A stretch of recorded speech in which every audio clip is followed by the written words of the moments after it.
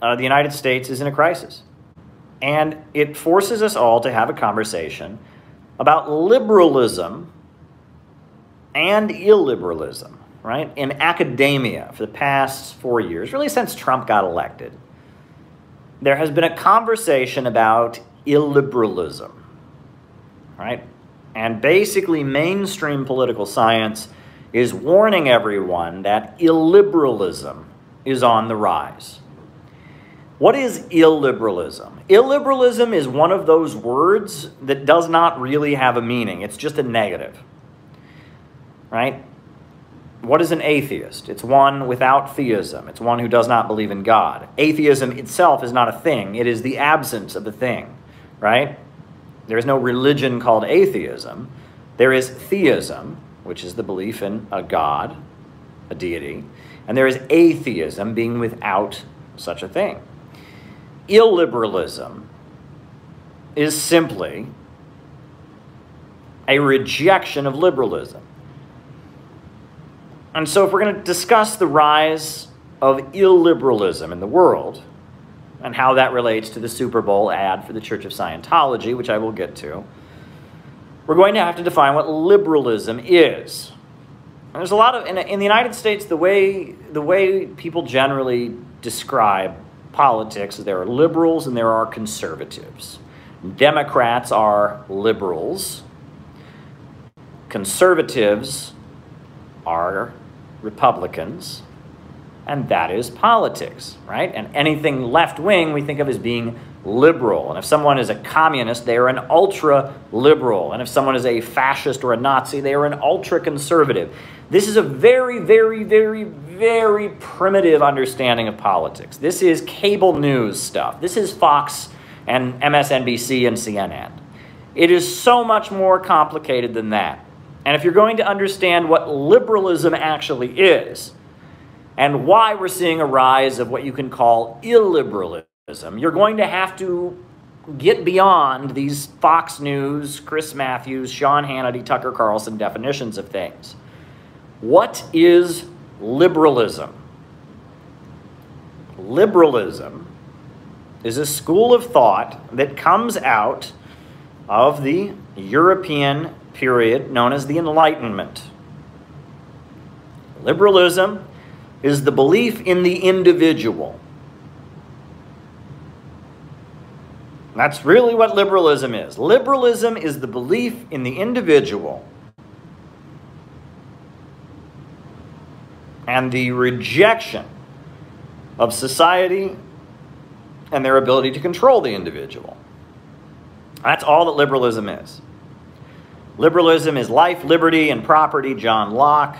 Liberalism is liberté, égalité, fraternité in the French Revolution.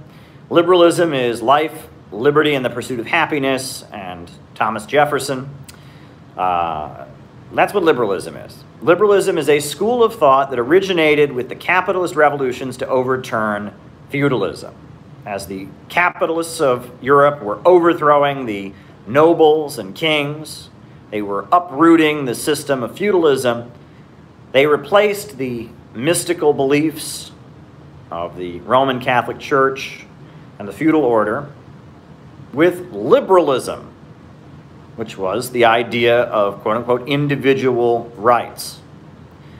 And Karl Marx spent a huge amount of time in the Communist Manifesto writing about liberalism. And Marx wrote a lot about liberalism. In fact, the first section of the Communist Manifesto, the bourgeois and proletarians, that section, is all about liberalism, how it strips from its halo every profession held upon with reverent awe, reduces the priest and the poet and the man of science to page laborers, right? It creates no nexus remaining between man and man, but naked self-interest and callous cash payment, right? It forces the world on pains of extinction to become bourgeois themselves and to create the world in its own image. And he talks about how the bourgeoisie and capitalism played the most revolutionary role. And all throughout the feudal world, in the feudal system, where you have landowners, people who own land, And you have serfs, people who work on the land and are considered kind of semi-slaves of the landowners. They have their little tract and they work it and they pay their taxes to the landlord, and they get to keep what's left over, and they're not allowed to really leave. That in order to hold that system up, there were a whole lot of very, very hierarchical rules that had been established. There was the Roman Catholic Church, and if you spoke against the Roman Catholic Church, that was called heresy, and you got burned at the stake. You weren't allowed to disagree with the Roman Catholic Church, or else you were burned at the stake.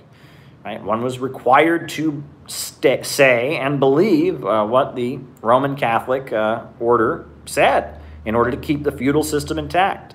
And the peasantry and the serfs were exploited brutally by the landowners, and there was no real progress that was allowed. There were some skilled trades. You had blacksmiths. You had people that that did different things like weaving clothes and things like that. There were certain skilled trades, but overall, the overwhelming majority of society was either a peasant or a landowner. You had soldiers who kept everyone in line. You had a state that worked for the landowners to keep people in line. You had a king who was above the landowners and kind of, kept the landowners in line and was above them. And that was how society worked. And there were all kinds of elaborate mystical rituals established in order to keep this very, very hierarchical system intact. That there were different ways of addressing people. If you spoke to somebody in the feudal order who was higher than you couldn't use the same words, right? They might refer to you as thee, but you could refer to them as you, right? I mean, there were all these really, really authoritarian rules just about how people could interact with each other. You talk about bowing, right? You talk about, groveling, there was all these elaborate rules to keep a very, very elaborate hierarchical system intact. That was feudalism. And capitalism, as Karl Marx talks about in his Communist Manifesto, ripped it to shreds, and rightly so, absolutely rightly so. The peasants had no rights. The peasants were brutally exploited, and feudalism was holding back technology, right? The guilds, the way the guilds were set up, the blacksmith could not improve the way he made his metal. It was against the rules. They were all, the way the guilds were set up in feudalism, no historical progress was allowed. And so ripping apart feudalism and allowing factory owners to create factories and allowing, international trade and allowing, banks to be established and allowing, cities to spring up. And this was all historically necessary. It was a good thing that feudalism was ripped apart by capitalism. If we had remained in feudalism, we would never have raised the productive forces. The human life expectancy would still be very, very low. There wouldn't be all the great inventions that we have. There wouldn't be human progress, right? That ripping up feudalism, breaking apart feudalism was historically necessary, and it was a good thing to do. And in order to rip it up, you needed liberalism, right? In feudalism, the understanding is that you have no right to yourself. You fit into this very, very complicated social hierarchy. You have no human rights. If you got up in a feudal society and said, well, I disagree with the Catholic Church because of my human right to freedom of religion, they would have said, you are completely insane. You didn't have the right to freedom of religion. You didn't have the right to freedom of speech. You didn't have the right to live your life the way you wanted to. You didn't have the right to make your own decisions. Everyone was assigned a place by society, and you had to fulfill that. Historical progress was not allowed. Technological innovation was pretty much not allowed. Social mobility was certainly not allowed. Everyone was assigned a place at birth. They did what they were supposed to do. They thought what they were supposed to think, and that was that. Now, every so often, every 100 years or so, there would be uprisings in feudalism. This is something a lot of people don't realize, especially a lot of the far right-wing folks who like to glorify feudalism. They pretend that everyone was just always happy with it. I have not read that book. They always pretend that everyone was just totally happy with feudalism. That's not the case. There were uprisings very frequently against feudalism. In fact, there was almost a cycle in feudalism, that every 100 years or so, the peasants would rise up and revolt against feudalism. There was Thomas Munzer, and the peasant wars of Germany. In China, they had the Taiping Uprising. The Taiping Uprising. And usually these revolts had an oddly religious and oddly apocalyptic character. In Europe, they referred to the cycle as millenarianism. And that around every 100 years or so, people would think that the world was coming to an end. Peasants would start whipping and flogging themselves. They would start thinking that they were going to build God's kingdom on earth. They would rise up and kill the landlords. There would be ugly civil wars between the peasants rising up and killing the landlords and the feudal order trying to restore things. And after the millenarian period was over, feudalism would be restored. And this was a natural cycle. You would have peasant uprisings happening throughout feudalism. And in China, they had feudalism for thousands of years, and it was considered part of the cycle that every little while, every 100 years or so, there would be a big, huge peasant uprising. And every so often, there would be a social explosion under feudalism, but it wouldn't go anywhere. Eventually, feudalism would be restored, and everything would go back to the normal of feudalism. That is, until there was enough of a technological breakthrough to change that. It was when Marco Polo and the Silk Road started bringing in new products, and technology. It was when a new class of merchants, they were neither peasants nor landlords, they were mercantile capitalists. They traveled from land to land selling things. It wasn't until there was a material basis that you could really bring down feudalism. Until then, these revolts were just kind of considered part of the built-in natural cycle of feudal society. Anyway, so liberalism is the ideology that tore apart feudalism, the rights of man. And nowadays, we live in a world, at least in the West, in Britain, the United States, Western Europe, liberalism is the ruling ideology. And there are three forms of liberalism. First, there is economic liberalism. This is where the term neoliberalism comes in. They call it market liberalism. And this is the idea that the economy should be left to its own devices. The government should not run the economy. Under feudalism, the idea was the government, the king ordered, you to build a bridge, you built the bridge. The king ordered you to grow corn, you grew corn. Well, market liberalism says the owners of property, the capitalists, can do whatever they want.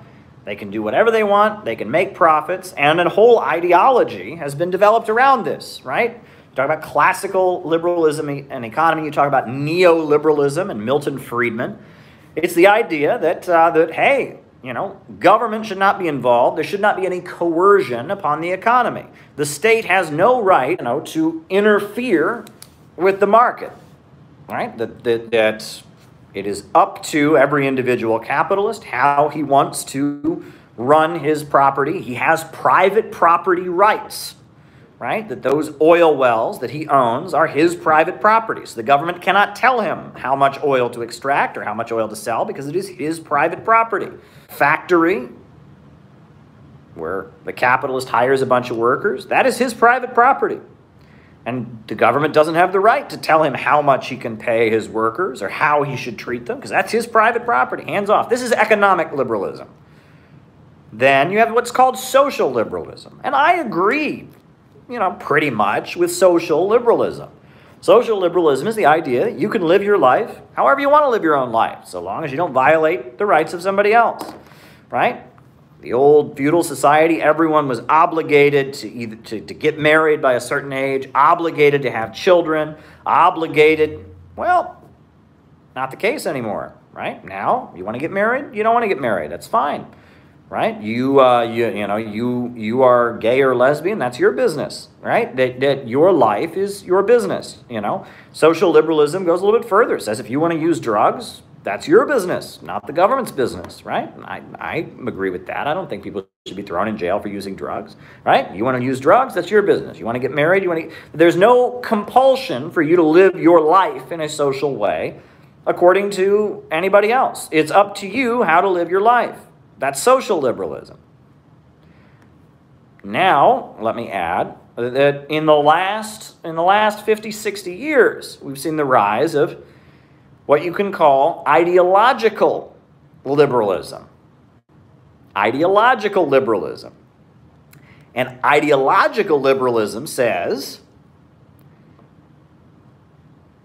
that there is no overarching truth. Now, this is interesting, right? So far, economic liberalism is the government can't interfere with the economy. Social liberalism is no one can interfere with your life. You can live your life the way you want. Ideological liberalism goes a little bit further. It says nobody should tell you what's true and what's not. Ideological liberalism goes further, and it says no one should give you ideology. Ideology is bad. That is what philosophical liberalism says, that every order that has ever existed, feudalism, slave societies, has had an ideological narrative, right? In feudalism, they had the Roman Catholic Church telling you all about, if you're good, you go to heaven. If you're bad, you go to hell. Jesus died on the cross for your sin. Well, get rid of that, right? Communist societies are considered to be illiberal. They tell you that we're the working class, we're fighting, for the proletariat. No, got to get rid of that.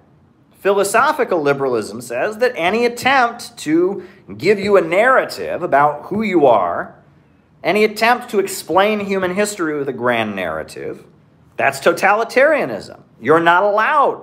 You're not allowed to give people a narrative about who they are. You're not allowed to tell people where they're going. Everyone should be told that there is no definite truth. That truth is in the eye of the beholder. There are competing narratives out there, and that if someone comes along and tries to tell you that there's a truth, they are totalitarian. So postmodernism is philosophical liberalism. So we have three manifestations of liberalism. We have economic liberalism, we have social liberalism, and we have philosophical liberalism. And basically, all three of them boil down to this: individualism above all else. Your individualism, your ability to not have anyone tell you anything, your ability to be completely unmessed with, your ability and the need for you to be an atomized individual, doing your own thing, that comes above everything else. Everything else. That your individual rights, the individual right of the economic activity of the people to do whatever they want, the social right of people to do whatever they want in terms of how they live their lives, and the belief that no one should try to impose on you beliefs about how you should live your life, that takes priority. And we live right now amid the collapse of liberalism. Liberalism as an ideology is completely failing. Why? Human nature. Isn't that funny, right? Usually those defenders of capitalism is the one throwing human nature in our faces. Well, I'm going to say human nature. Human beings have always been collective creatures. Human beings, for the majority of our existence as a species, we were hunter-gatherers. We lived in tribes. All of human history has been a history of human beings working together collectively. Whenever human beings have existed, they've always been in groups with other human beings, families, tribes, communities, neighborhoods, countries. And these groups tend to develop beliefs, right? They tend to believe things together as a group, and those beliefs tend to be based on their shared experience. And around these beliefs that communities and collectives develop, they tend to come up with a list of rules. And those rules tend to be social rules, and they tend to be economic rules. And as humans create and exchange goods and services, certain economic rules are developed. As humans, live their lives, get married, have children, etc., certain social rules are developed. Those social rules and economic rules are based on philosophical rules. And human existence for the entire history of humanity has been illiberalism.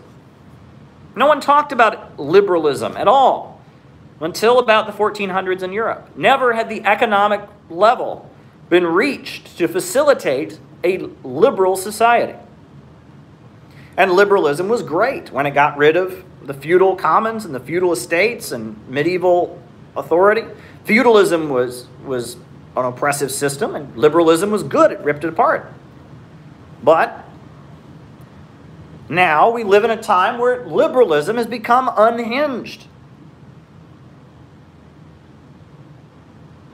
And if we look at what's happening in the Western world, and people don't have health care, the roads aren't paved, the water is not properly purified, people don't have jobs, people are hungry, poverty amidst plenty. There are all kinds of big problems created by liberalism. The pandemic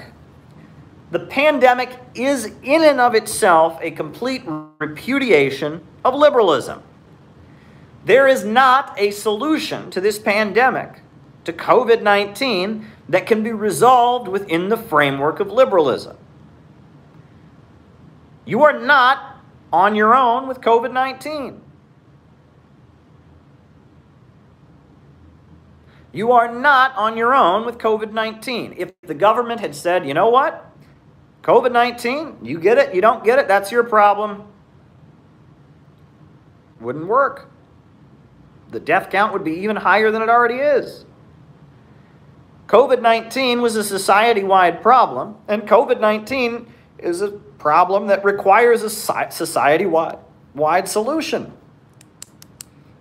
The way we handle healthcare in the United States is you're on your own. Right? You go buy insurance, you get insurance from your employer, you don't. That's all. That's your problem. Right? Why? I mean, remember Bill O'Reilly? He said on his program, he was angry about Obamacare. Right? Well, what if fat people eat lots of fattening foods and then my taxes go up? I don't want to have to deal with anyone else's health. Our attitude in the United States when it comes to health care is you're on your own. It's between you and your doctor. Right? Healthcare, the state has no obligation to give you health care. The state has no obligation to give you health care. And you have no obligation to pay taxes to the state to make sure that everyone can have health care. If you want health care, go out and get it yourself. And that's between you, bootstraps, as Kinky is putting it in the chat. That's our attitude about health care in the United States, right? Well, what we've learned from this pandemic is that the health of one is the health of all. The health of one is the health of all.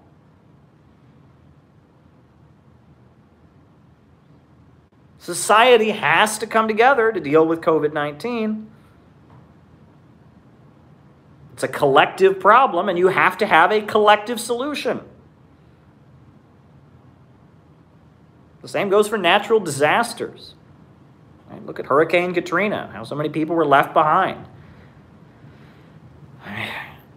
Collective problems that affect all of society require collective solutions. And if you look at other countries around the world that have developed more collective societies, China, Vietnam, Cuba, Venezuela, societies that have gotten rid of economic liberalism. They have an economy where the banks, factories, and industries are organized to serve public good and not profits. They've adopted a socialist system. Why? They've been able to respond and handle the COVID-19 pandemic more effectively. Far lower death rates. Why? Because they don't have the attitude that everyone's on their own. They don't have the attitude that, hey, it's your problem. They don't have the attitude that the individual above all else. They have a collectivist notion. And there are countries that are not socialist, mind you, that just kind of have more of a collectivist mentality that have been able to handle the pandemic much more effectively. So what in the world does this have to do? What in the world does this have to do with the Super Bowl advertisement for Scientology?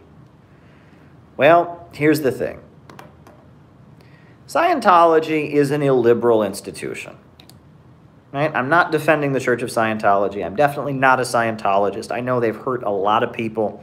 I've seen the same documentaries that you all have seen. I'm not a defender of the Church of Scientology whatsoever.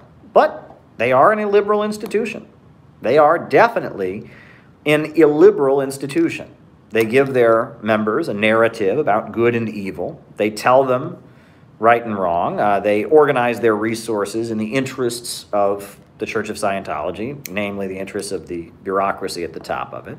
They're an illiberal institution. And they ran an ad on the Super Bowl. If you watch the advertisements, they're trying to appeal to how much people are suffering right now. And the advertisement was meant to, if you watch it, it was meant to appeal to people's desire to have help, their desire to be connected to a community. That was what the aim of the advertisement was. It was to try and reach people. And Donald Trump, many people noticed that his rhetoric and his appeal was illiberal. His policies were not illiberal. You know, as president, he very much was all about free markets. He was economically liberal. The demagogic appeal that Donald Trump made was an illiberal appeal. He appealed to people, you know, America first, you know, we never lose, we always win. I mean, you know, there was very much a demagogic, illiberal appeal to Donald Trump, that he was going to be a strong leader who was going to mobilize the population to solve the crisis. When liberalism is crashing and burning, as it is now, mainly for economic reasons, illiberal trends are going to become popular. And this is what happens in a crisis of capitalism. All of society realizes we need some dramatic action to resolve the crisis. That becomes a widespread understanding. We need dramatic solutions. And you're on your own, buddy. Sink or swim. Every atomized individual for themselves, that is not going to resolve it. And human beings, in our DNA, we do have a collectivist impulse. You know, when we are suffering, we tend to get together in groups of other people to try and find a way out of the crisis. As we face hostile circumstances, we tend to become more and more illiberal. Illiberalism tends to rise in the face of hostile conditions. When people are suffering, they come together. They pull together to have a solution. That's just how human beings work. And right now, the United States is facing a big, big problem. It's facing very hostile circumstances. There are hungry people out there. There's instability in society. There's a pandemic. There's a lot of insecurity. So, naturally, people are going to be drawn to some or other form of illiberalism. That's just going to be the natural reality. The ruling class knows this. The whole ruling class knows this. When you have society-wide problems, when people are under siege, when people are suffering, they tend to become more and more illiberal. Yeah, when things are going well, people want to do their own thing. When things are not going well, when people are suffering and desperate, they tend to pull together and become pretty illiberal. So now we're entering this weird period where liberalism, in order to protect itself from illiberalism, is becoming illiberal. We have liberal illiberalism. It sounds like an oxymoron. It's crazy, right? According to liberalism, there should not be any censorship on YouTube. Why? You can say whatever you want. Free marketplace of ideas. Except the liberal order that insists that free marketplace of ideas is the solution has decided that in order to make sure that no one comes along to threaten the free marketplace of ideas, we need to suppress ideas that might lead to people believing you should suppress ideas. Do you see how weird this is getting? The liberal order says we can't have totalitarianism out there because that suppresses individuals. So if there's an individual who believes in totalitarianism, we need to suppress them in order to make sure that no one is going around saying we have to suppress people. Do you see how silly this is starting to get? Do you see how weird this is starting to get? No, this is, I mean, in fact, you know, now they're having like full mobilizations of society to train people to make sure that everyone is thinking on the same page, make sure everyone's thinking alike, to make sure no one believes in a system that says people should all think alike. You know this? I mean, there are talk in Britain and in other places, they want school curriculum to teach you what websites to look at and what websites to not look at. Did you know this? They're going to train school kids in school to only trust mainstream American media because non-American media or non-mainstream media might lead you to illiberal conclusions. So we're going to brainwash children not to look at websites that might make them think that you should brainwash children. Liberalism is starting to turn into a dog chasing its own tail. It's getting really, really weird, right? With the tech censorship. Again, according to liberalism, there shouldn't be any tech censorship. But the liberals insist that tech censorship is necessary to protect liberalism. Is this making your head spin yet? Right? We're living in a period, and they all acknowledge this. Every article about the rise of illiberalism in the world acknowledges that we are living in a period where people are becoming desperate, and out of their desperation, they're getting closer together, and they're becoming more and more illiberal. And so the articles, the liberal articles in the New York Times and, all these liberal publications, Wall Street Journal, you name it, they're all talking about, because people are going to become illiberal, we need to put up barriers to make sure that people don't get information that will encourage them to become more illiberal. This is the kind of thing that should make your head want to just explode. Liberalism is supposed to believe that there should be no barriers. You should be able to think whatever you want. You should be able to read whatever you want to read. And the reason illiberals are bad, in theory, is because they might set up a society where you can't read whatever you want. You can't think whatever you want, and you can't do whatever you want economically. So we've got to make sure there are barriers to keep you from thinking illiberal thoughts so that the illiberals don't gain any strength and violate your freedom to think. This is crazy. Look, I read you all like 2 years ago now. There was an article in the Wall Street Journal by a very well-respected political science professor. And he started speaking about this trend of what he called democratic regression.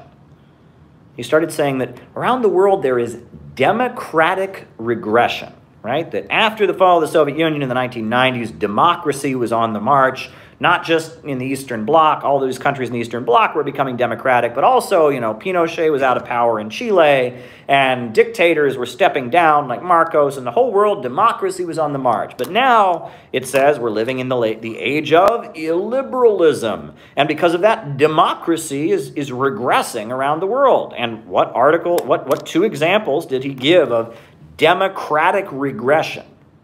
Putin in Russia, and Hugo Chavez in Venezuela. And he said that both of those leaders were elected by the people, legitimately. The majority of the Venezuelans wanted Hugo Chavez. The majority of Russians wanted Vladimir Putin. But these societies were, according to this article in the Wall Street Journal, they were no longer democratic. They had regressed from democracy. And why did they regress from democracy, according to the Wall Street Journal? Well, after Vladimir Putin got elected, he proceeded to use his power as president to change the economy of Russia, and to change the military of Russia, and to change the policing agencies of Russia, and to change the media of Russia. So therefore, he tampered with these independent institutions, and so it was no longer democratic. They said the same thing about Hugo Chavez. Sure, the majority of people voted for Hugo Chavez, but once Hugo Chavez got into office, he changed the nature of the Venezuelan economy. He tampered with the independent institutions in the economy. He tampered with the independent institutions of the military. He tampered with the independent institutions of the policing agencies. He tampered with the independent institutions of the media. So therefore, Hugo Chavez got elected, and even though he was elected, because he tampered with these independent institutions, all of a sudden, Venezuela was no longer democratic, according to the Wall Street Journal. But here's the thing. These institutions in Russia or in Venezuela that were independent beforehand were serving the oligarchy. Right? In the time of Boris Yeltsin, Russia's economy was being looted left and right by British corporations and British banks and American corporations. It wasn't independent. It was serving the de facto rulers of Western capitalism. Putin got in there and he put Gazprom and Rosneft at the center of the economy. He asserted state control over the economy. So then it was no longer independent. You see, it comes from the assumption that all the institutions of society should just naturally serve the rulers of Western capitalism, right? Venezuela's state-run oil company. It was technically state-run, but everyone knew it was just a middleman for Wall Street corporations. Well, 2003, Chavez has been president for a few years. He changes the nature of the Venezuelan oil company. He changes it so the money goes into the public budget.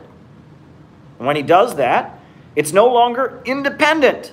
It suddenly is serving the Venezuelan people. It's supposed to naturally, the oil company in Venezuela is just supposed to naturally serve Western corporations. It's independent when it serves Western corporations. When it doesn't, then it's no longer independent, and that's democratic regression, right? He changed the nature of the military. Hugo Chavez got in there, he changed the nature of the military. He said that, we're going to train our military in Cuba. We're going to have Marxism be part of the education of the military. Oh, no, you can't do that. Now it's no longer independent. Before, when they were being spoon-fed Western ideology, when they were getting trained in the United States, that was just independence. Are you starting to see how weird this is all getting? That liberalism is on the defensive. Liberalism is on the defensive. Liberalism knows that it's created a mess in the Western world, that it can't resolve the economic problems. It can't even resolve the social problems. It certainly can't resolve the ideological problems. Right? People need the economy to be rationally controlled. They need socialism. They can't have the anarchy of production. They can't have the chaos of the market continue. Furthermore, people need to know who they are. People need a community to identify with. They need a group to feel that they're part of. They need a family. They need a collective. It's an essential part of the human identity, is knowing who you are. And people need something to believe in. They need to know what they're fighting for in life. They need to be able to determine what is right and what is wrong and by what principles they want to live. Economic liberalism has failed. Social liberalism, to some extent, has failed. Ideological liberalism has absolutely failed. We've got an economic catastrophe in the United States. We've got a social catastrophe in the United States. We've got an ideological catastrophe in the United States. People don't have jobs. People are hungry.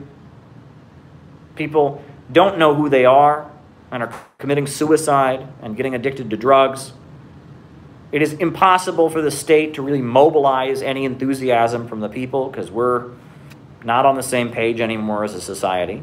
Liberalism is completely failing. It is crashing and burning right now. And so the inevitability that's coming out of this is that illiberalism will triumph. Illiberalism is going to triumph. That is just the reality. Illiberalism is going to triumph. However, the question is, what kind of illiberalism will it be? Right now, they are trying to enact some kind of weird liberal illiberalism, where in order to protect liberalism, we silence anyone who's not a liberal. That's not exactly going to work. Fascism is a form of illiberalism. It is. Fascism is definitely a form of illiberalism. Bonapartist, state authoritarianism, social engineering, all these things are illiberal to some degree or other. But socialism and Marxism is also a form of illiberalism. There are many forms of illiberalism. But the inevitable reality of the course that we are on as a society is that some form of illiberalism is going to triumph. And as I watched that ad on the Scientology advertisement that was on the Super Bowl, and I read all the outrage, all the people calling for that advertisement to be banned because the Church of Scientology is illiberal, which it is, I smiled to myself. I just had to smile to myself. Because at the end of the day, some kind of illiberal order is going to emerge from the chaos spurned by Western liberalism. The question is, what kind of order is it going to be? That's the question. And that's why I'm on here, working so hard to educate people about Marxism and socialism. That's why I'm on here trying to explain to people why we need to get to a better world, why dialectical and historical materialism work. And that's why I'm not sitting on here just defending the liberal order from the right-wing opposition. Because the liberal order is going to break. That's pretty much inevitable at this point. There's not a solution to the problems we're facing in the West within the liberal order. The liberal order is going to break. The question is, what replaces the liberal order? I think that what we need is a socialist society, where the banks, factories, and industries, the major centers of economic power, are organized to serve public good. I think the working class, on behalf of all of society, should seize control of the means of production. And I think that growth should be unlimited. I think human reason and rational thinking should be put at the center of the economy. And with human reason, not the anarchy of production dictating what goes on, the wealth of society can greatly expand. We can raise millions from poverty. We can build infrastructure. We can create a situation where everyone has jobs and housing and education. We can move toward a society where no one is exploiting anyone else. We can start to deconstruct all forms of social hierarchy. We can create a world, ultimately, on the basis of each according to their own ability, each according to their needs. But in order to do that, we need to come to the conclusion that the foundation of the problems is economic. Right? Other forms of illiberalism are going to say the foundations of the problem are psychological. They're going to say the foundations of the problem are spiritual. Well, there are spiritual problems. There are psychological problems. But as a materialist, I maintain that those psychological and spiritual problems are the result of economic problems. The economic base is the cause of the crisis we are in. And in order to eradicate and liquidate the crisis, we must liquidate the economic base. We must abolish capitalism if we are going to resolve the crisis of liberalism. And that's all there is to it. And that's why I put out the City Builders and Vandals book. That's why we got the new textbook, We Are City Builders. That's basically, we must abolish the economic base. We must liquidate the economic base of the crisis of liberalism. That's what needs to be done in our time.